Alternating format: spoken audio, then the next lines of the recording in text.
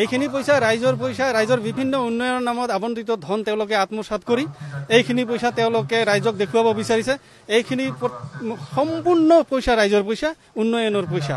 গতিকে তেখেতসকলে কেৱল পইচাহে চিনি পায়, টকাহে চিনি পায়, কিন্তু ৰাইজৰ এই কাম কাজৰ প্ৰতি গুৰুত্ব দিয়া নাই। গতিকে তেওঁলোকে এই পইচাৰে ৰাইজৰ মাজত ভোট কিনাৰ কাৰণে এটা ব্যৱস্থা গ্ৰহণ কৰিছে। গতিকে ইয়াৰ বাহিৰে আন একো নহয়। পইচাৰে ভোট কিনিব নোৱাৰে, পইচাৰে বস্তু কিনিব পাৰিব, কিন্তু ৰাইজৰ মন কিনিব নোৱাৰে। সেয়ে ৰাইজে স্বতঃস্ফূৰ্তভাৱে ওলাই আহিছে আমাৰ নাঙলৰ ছবিত ভোট দি খাম্পা বৰগাড়ী দিয়ক জয়যুক্ত কৰিব। হয়, ফটোখন আমিও চাইছোঁ। ইউপিপিএল এতিয়া মানে ইউপিপিএল আপোনাৰ যিবিলাক নেতাকৰ্মী আছে ৰাইজৰ কোনো কাম নকৰে, সিহঁতে খালি নিজে টাকা ঘটাৰ কাৰণে টাকা ঘূৰি থাকে। তাৰ কাৰণে এইটোতো ফটোটো ভাইৰেল হ'ল। নিজে আজি যদি ইউপিপিএলে যদি তেখেতসকলে যদি ৰাইজৰ কাম কৰিলে হয়, তেওঁলোকে ইমান ৰাখি টকা ঘটিব নোৱাৰিলে হয়।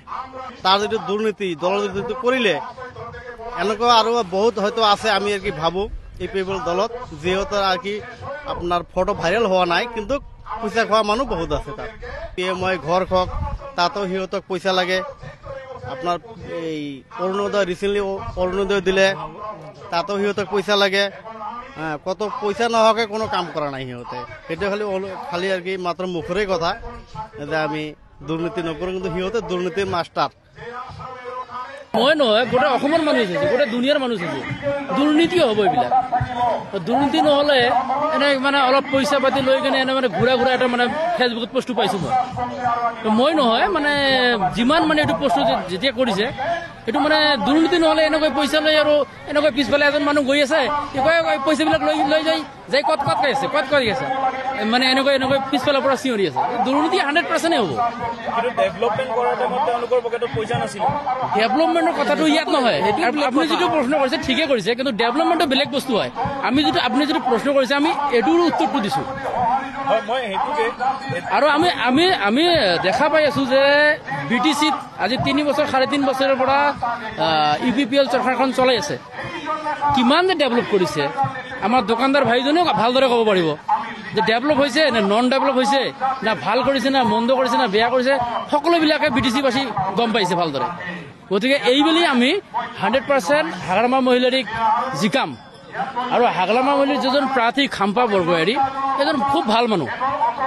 কাৰণ 10 বছৰ ডেপুটি চিফ আছিল, তেতিয়াৰ পৰা BTC গঠন কৰা মানুহ হয় এইবিলাক বহুত নলেজ থকা মানুহ। আমি নলেজ থকা মানুহটোকে চাওঁ। যিবিলাক মানুহৰ নলেজ আছে সেইবিলাক মানুহৰ ডেভেলপমেণ্টৰ ক্ষেত্ৰত আগবাঢ়ি গৈ আছে। এইটোৱে লাগে আমাক ডেভেলপমেণ্ট লাগে। আৰু BTCখন খুব সুন্দৰভাৱে যাতে পৰিচালনা কৰিব লাগে সেইজন লাগে, হয় নে নহয়?